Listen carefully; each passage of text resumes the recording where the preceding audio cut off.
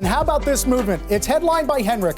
Lundqvist moves to his new home for 1 year, $1.5 million in the nation's capital. He replaces longtime cap Braden Holtby, who goes west to Vancouver, where he replaces Jacob Markstrom, who had a fabulous breakout season. Markstrom moves to the Calgary Flames. Their goalie last year, former Ranger Cam Talbot, he signs a deal now with the Minnesota Wild.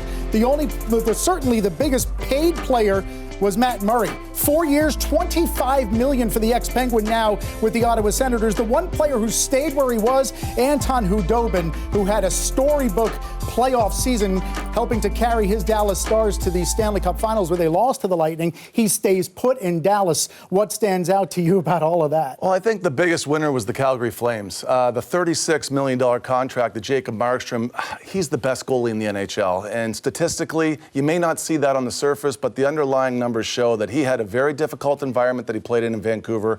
And it's pretty amazing to see. If you go to Calgary, right, and you do this statistical exercise where you remove David Riddick from the net and you put Markstrom in facing those same shots, well, he would have allowed 18 fewer goals.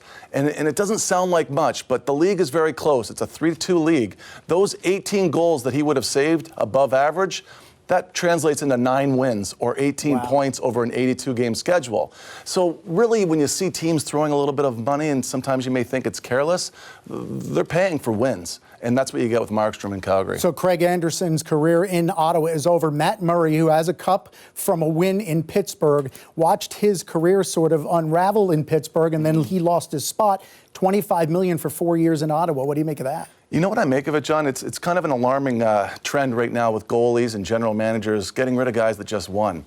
He won 2 Stanley Cups in Pittsburgh. See you later, right? Yeah. Marc-Andre Fleury, face of the organization in Vegas, they're trying to get rid of him. You could go to Braden Holtby, won a Stanley Cup in 2018 with Washington. See you later.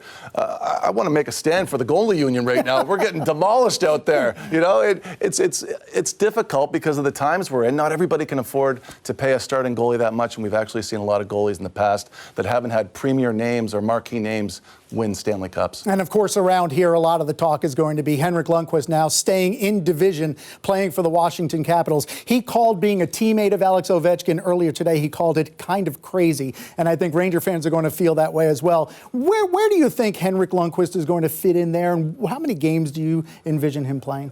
He's going to definitely platoon with Samsonov, but I think this is the bad news for Hank, and I don't know if he wants to hear this, but it's not that easy to play for Washington. They're one of the worst defensive teams in the league last year, and I don't know if everybody knows this, but this is something that I do away from MSG. I own a stats company, and we go shot type by shot type. You wouldn't believe how Washington's at the bottom of the list. They gave up the most breakaways. They gave up the most broken plays. They gave up the most screens. This is not going to be an easy transition for Hank.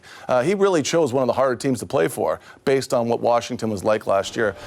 The fit, I mean, it's not going to be the easiest one, but he's going there and he's playing with people that he knows, and his relationship with Backstrom, I think, was a big reason why he ended up there, because he's got people vouching for him on the inside. And I spoke to his goalie coach, Scott Murray, today, and he's ecstatic to have Hank there because he knows he's going to be an example for Samsonov. Now, Henrik's not going there to be the character guy that's rah-rah in the locker room. He's going to go there to play and be an example in practice every day, because that's what he is for the young guys. He's really the guy that leads by what you see and not by what he says. And he does everything the right way, John. I mean, I can tell you that nobody's more prepared. Nobody's got everything lined up for success better than Henrik. So that's what Washington wants from him, to go in there, compete, but be a great example for Samsonov. And his history against the Capitals is well chronicled. 5 playoff series. Hank won 3 of them, and all 3 of those wins were in Game 7s. So no doubt Washington happy to have him now on board.